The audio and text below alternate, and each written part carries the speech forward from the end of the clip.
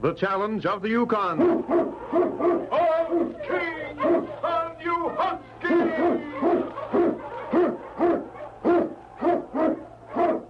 King, the swiftest, strongest of Eskimo lead dogs, blazes the trail through storm and snow for Sergeant Preston as he meets the challenge of the Yukon.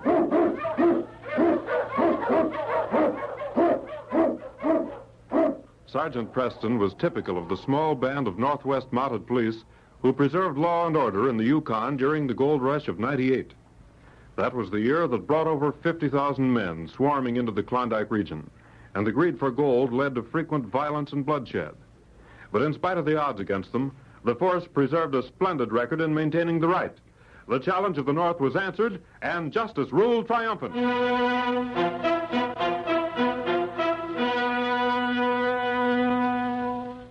Driving, ceaseless snow made the vast Yukon a blurred mass of whiteness. But even the fury of the storm could not obscure the natural protection of a group of huge rocks that shut out the merciless winds. It was there that two men crouched, guns within easy reach, while they rubbed their hands together for warmth. You picked a fine day to do this job, Manny. I ain't seen weather like this since I come to the Yukon. Listen, Tom, you know the reason we're here. I can't help it if Jim Glynn always drives into Melville City on Wednesdays, can I? Rain, snow, or shine don't make no difference to him. It'll have to be a plenty rich haul to be worth freezing to death. Glynn's carrying the finest lot of furs this side of the Great Divide. I know that for a fact. Well, he's done his last bit of trapping. You see him coming yet, Manny? I can't see far beyond these rocks. He ought to be along. You know, Tom, I don't like the idea of doing away with Glynn. Ain't no other way to get our hands on them furs, is there? No. Well, then. Murder's the one thing we ain't done, Tom. Only because we get what we wanted without it. The other robberies were easy. Yeah. Ain't he coming yet? Yeah. I think that's a sled along there, but it's too far away to be sure. Yeah, wait a minute. Let me see. Ever since you had that touch of snow blindness, you can't tell a man from a grizzly at 30 feet. I think he's coming, Manny. Yeah. We'll wait till he's alongside of these rocks, then... And we'll open up on him, huh? That's the idea. Got your gun ready? Yeah. Well, we just wait now and surprise Mr. Glynn. He's making right good time. Yeah. He's got a good set of dogs. What are you grinning at? Jim Glynn racing like that to the bullet... This ain't no time for jokes, Tom. Sometimes Take it easy, kid. Here he comes now. Get ready. Push, you hullabaloo! Push! That did it. Come on, Tom. Let's get those furs and get out of here. Watch out for that lead dog there, Manny. He's loose. All right. But I want to get these furs on the wire sled. Look out, Manny. He's going to jump. Oh! Get down, you mutt! Oh, let go of my hand! Oh! Nice shot, Manny. Nice shot. That mutt tore my hand. Say, he sure got you. Here, let me help you. I'll have to put a bandage of some kind on till we get to town. It'll be a while before you'll be able to do much with this hand, Manny. I'll take care of it when we get back to town. Come on, Tom.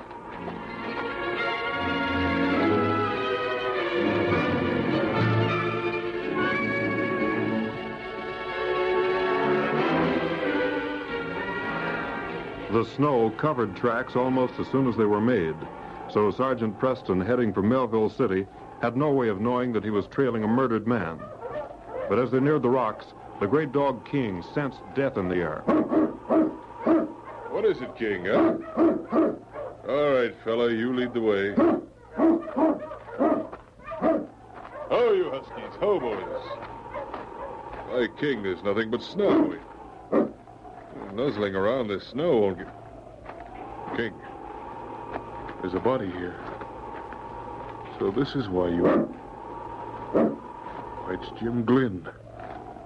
He must have been... But why?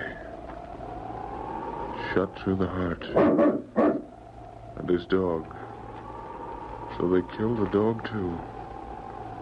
And no wonder you were excited, boy. He's following tracks over to those rocks. Well, now I begin to see. Tracks here haven't been covered by the snow. Sheltered by rocks. Those two men were standing here. They waited here till Jim Glynn was practically in front of them before they fired. Jim didn't have a chance. If they waited here, then they must have... Well, it's hard to tell which way they went. Well, King, what have you found now? Oh, more tracks, huh? Yeah. Here's a bandana. CN. CN. Now, who could... Newton. Cy Newton. He pulled in here about the same time the two other fellows were here. The tracks don't differ. They're about the same depth. King, we're going to Melville City to call on Cy at the Silver Lantern Cafe.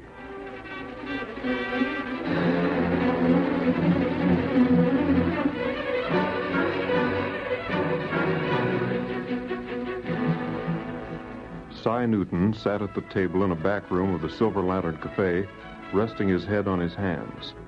In spite of the fact that it was early afternoon, the sun had already gone down. The glimmer of the dingy light thrown from the sputtering oil lamp showed where Cy's Mackinaw lay in a corner of the room, wet with melted snow. Oh, Cy. I didn't know you were here. Hello, Manny. What's the matter? You look like you got something on your mind. I have. Well, what is it? Business is good, ain't it? What happened to your hand? Oh, one of them stray mutts bit me. I've got to fix the dressing. He sure tore into you. Yeah, I guess he belongs to one of the trappers out front.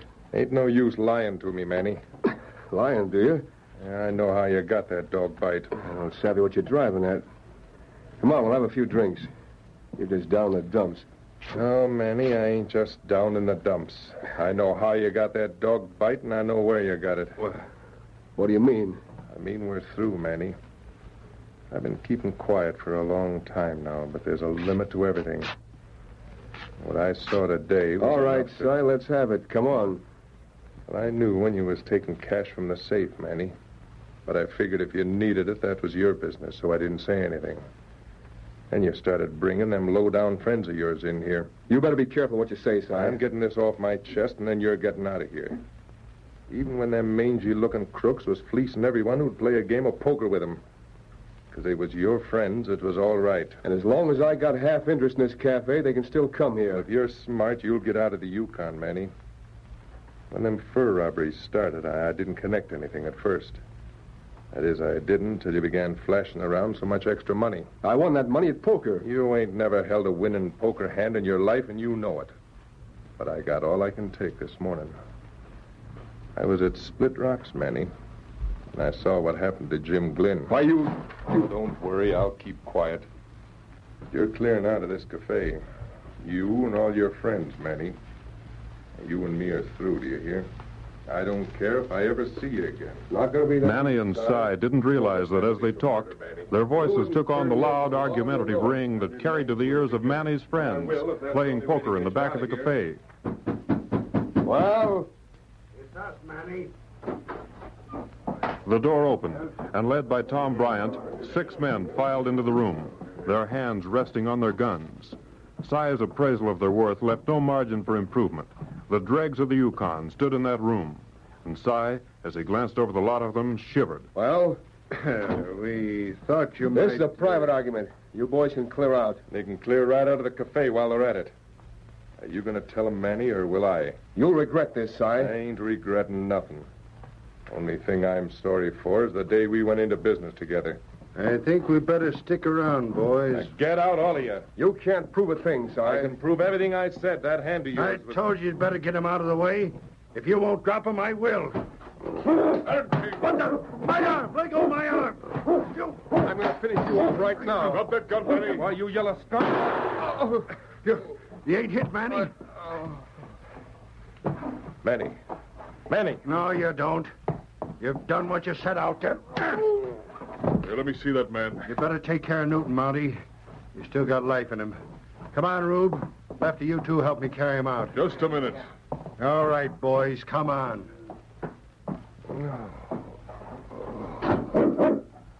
Yes, King, I know. We shouldn't have let them get away. There's something mighty strange here. But I think this might be the best way to get to the bottom of it. Oh, my head. It'll be all right, Cy. Got a nasty bump there. You saw it all, Sergeant Preston. No, Si, I didn't see it all. I saw Manny draw his gun. Next thing I knew, you'd fired, and Bryant rushed up to Manny before he fell. Oh, I did it all right. I killed him, Sergeant. Now, listen, Si. I want you to tell me exactly what happened. From the beginning.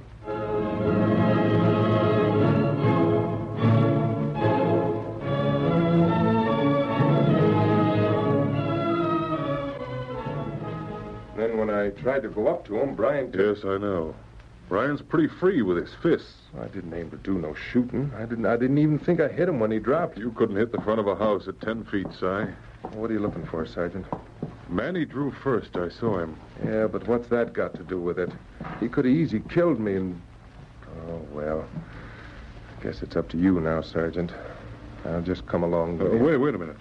Well, I'm under arrest, ain't I? Well, I can't arrest you till Manny's proven dead. Now, let's see. You were standing right here. I can't see what you're driving at. It seems to me... You stand here, Si. Here? Yes. No.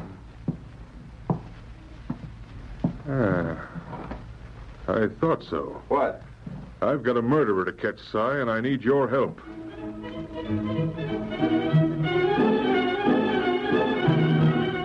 A rumor spread through Melville City like wildfire.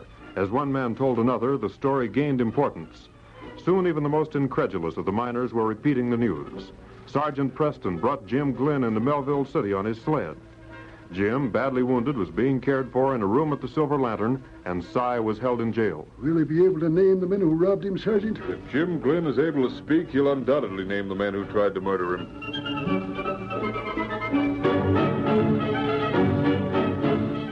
The miners and trappers who frequented the Silver Lantern speculated. Was Si responsible for the robbery as well as for the murder of Manny? Si confessed yet, Sergeant? Si refuses to talk.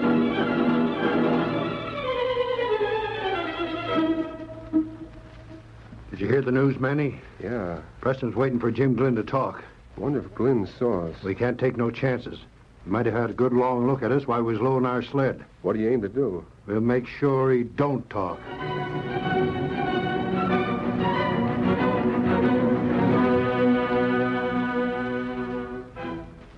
Late the next night, two men approached the back entrance to the Silver Lantern Cafe.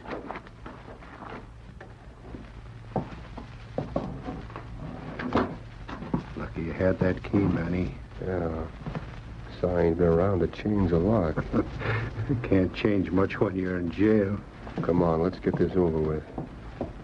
I don't know why you're so dead set in making sure you get him this time. You ain't got a thing to worry about. As far as everybody knows, you're dead. But if Glynn talks, I'll be the one to be jailed for that shooting. That Mountie hadn't picked him up. Come on. He ought to be in this room. He's sleeping. He'll never know what hit him. Go on. Let him have it before he wakes up. You're covered. Drop that gun, Bryant. Preston! Reckon I can get up now, eh, Sergeant? Yes, Si. You can help tie your ghost friend here. So you're very much alive, Manny. I thought... You believe that story about Jim Glynn being still alive, didn't you? You brought him in on your sled. We brought Jim's body to Melville City. Then Si told the barkeep would use the back room here for Jim till he recovered. We've been tricked. You ain't been tricked any worse than you tried to trick me, you low-down skunks. I'd have hung for killing you, Manny. You're under arrest, both of you. You'll have to get me first, Mountie. I'll shoot, Manny. Let go! All right, now shoot, Mountie. If you do, you'll hit Si. Go on, Sergeant, shoot! Yeah, shoot. I'm getting out of here, see? I'm using Si for a shield. At him, King. Get him, boy. Oh, my hand! Let go of my hand! Here, Si, you keep this gun on Bryant. All right, King. Oh. That's the second dog to catch your left hand, isn't it, Manny? You're under arrest. Yes, King, the case is closed.